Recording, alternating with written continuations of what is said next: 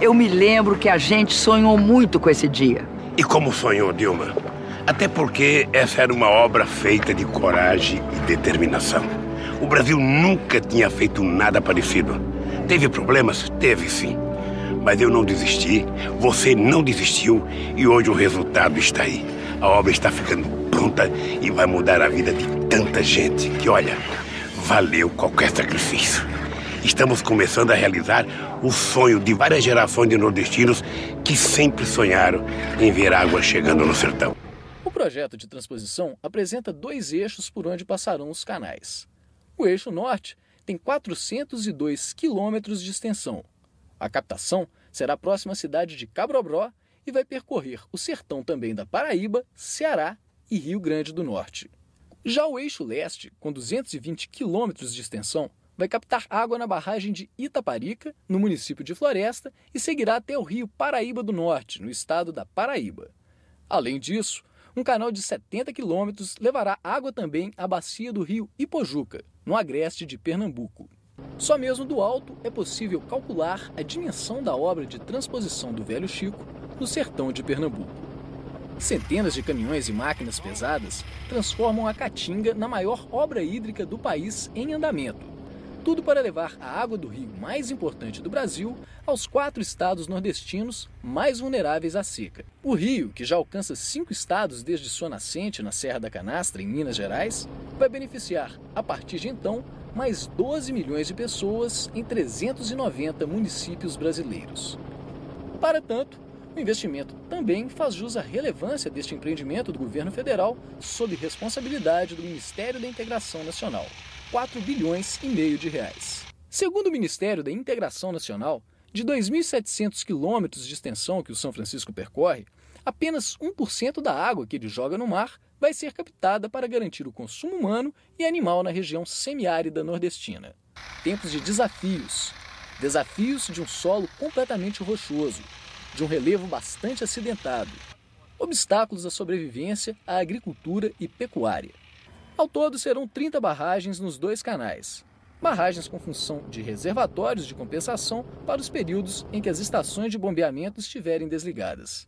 Redução de gastos com energia, sustentabilidade. No meio do caminho, passa a BR-427 que leva a Petrolina. A solução será a sua elevação para que os dutos passem por baixo. Túneis também serão construídos em áreas com altitudes elevadas. E no caso das travessias de rios e riachos, aquedutos. Para adequar os desníveis do terreno, nos pontos mais altos do relevo aos locais de captação do Rio São Francisco, 9 estações de bombeamento serão implantadas. 3 no eixo norte, com elevação total de 180 metros, e 6 no eixo leste, a uma altura total de 300 metros. O processo de construção se inicia com a análise do solo para seu desmatamento, de acordo com as normas ambientais. O limite é de 100 metros para cada lado, em função de animais e sítios arqueológicos. Tenho o prazer de conceder a palavra ao excelentíssimo senhor deputado federal, ex-ministro da Integração Nacional, Dr. Ciro Gomes.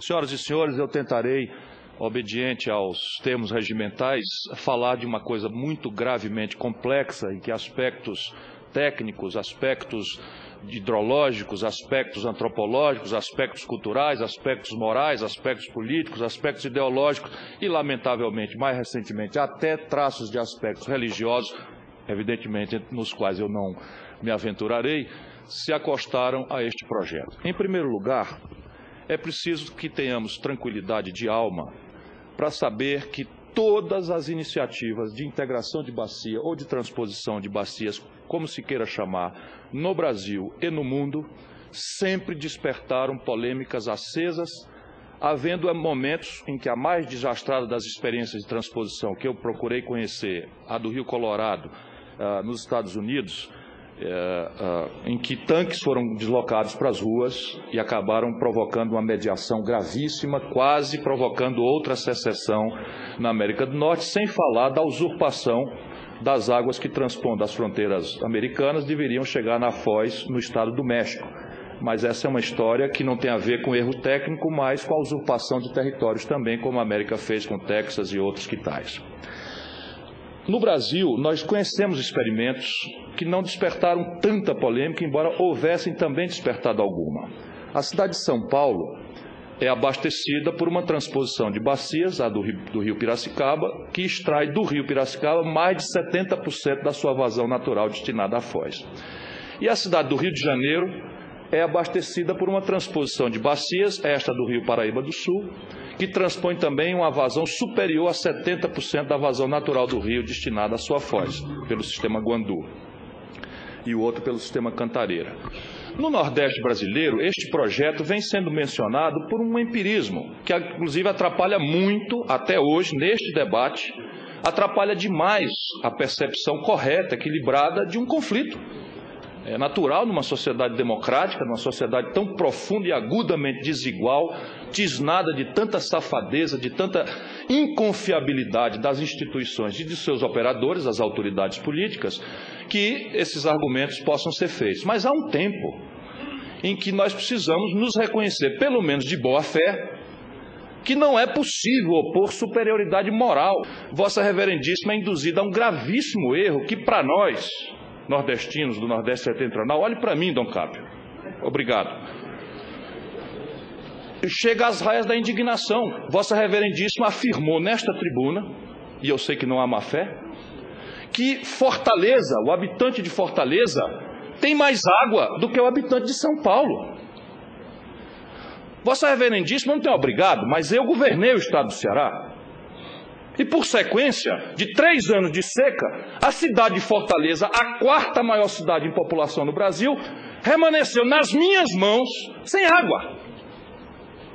E não é força de argumentos, sem água. 3 anos de racionamento e o 3º ano acabou a água para 3 milhões de habitantes da região metropolitana de Fortaleza. Qual é o equívoco da observação empírica? É que São Paulo tem fonte perene de água. O rio Piracicaba é um rio permanente. E as capitais do Nordeste Setentrional, todas elas, e as cidades inteiras, têm fontes perenes ou não perenes, dependentes do ciclo caprichoso da chuva. Isto é uma obviedade. Pode ser manejada com a inteligência humana. É o que tenta o projeto São Francisco. O projeto, ao beneficiar 12 milhões, não prejudica um único brasileiro. Qualquer que seja o ângulo em que este brasileiro respeitável ponha-se a observá-lo. Seja um observador preocupado com as questões ambientais, seja um preocupado com a concentração de renda no país, razão de ser da minha vocação na vida pública, seja aquele outro preocupado com a moralidade, seja ele preocupado com as concepções estratégicas de como se deve relacionar o Estado com os interesses da sociedade, inclusive nos seus rituais, inclusive e especialmente nos seus rituais. Ponto número 1. O Nordeste Setentrional brasileiro dispõe, em média, de 500 metros cúbicos por habitante ano seguros. Há um grosseiro equívoco empírico que confunde, nós acabamos de ouvi-lo aqui, caixa d'água com água. Alguns críticos acham que o fato de existir um açude como o Castanhão, com capacidade de reservar 5 bilhões de metros cúbicos, eu iniciei e concluí esta obra. Ele garante que Fortaleza não terá mais aquilo por la qual eu passei, mas a fonte de água deste açude é a chuva. Portanto, a capacidade segura, que é a única que interessa para o abastecimento humano, reduz-se a 20% por números que são tecnicamente incontestáveis.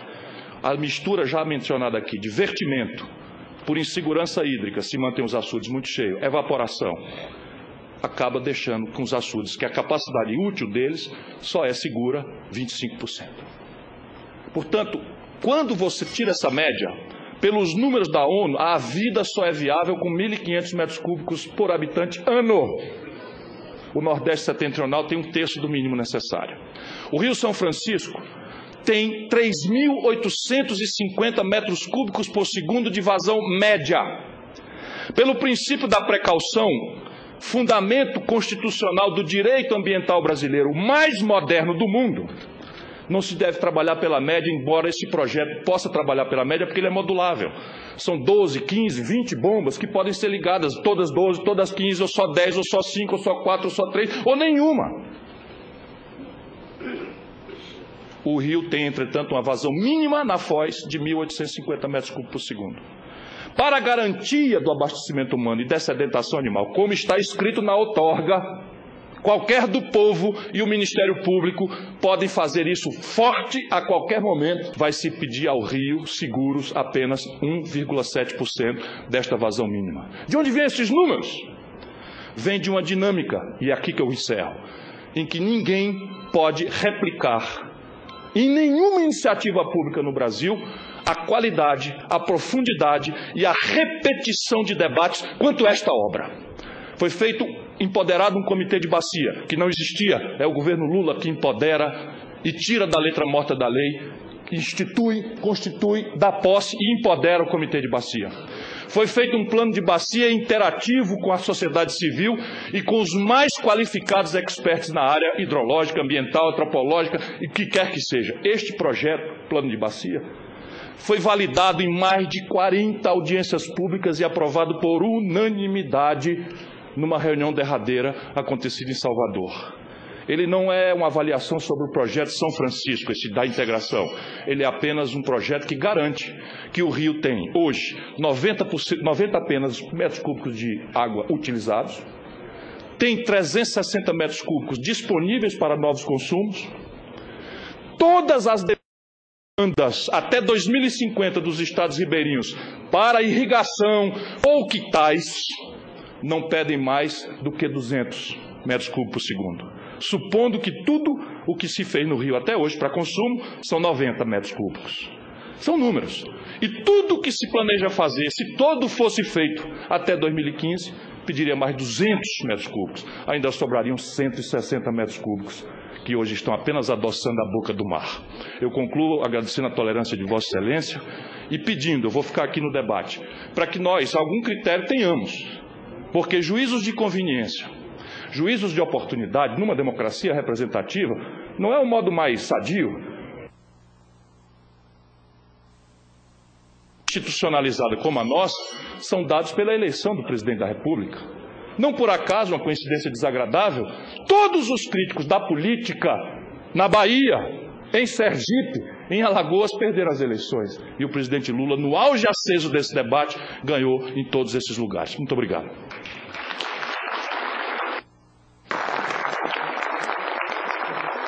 Agradeço ao ilustre deputado federal e ex-ministro Ciro Gomes por sua exposição.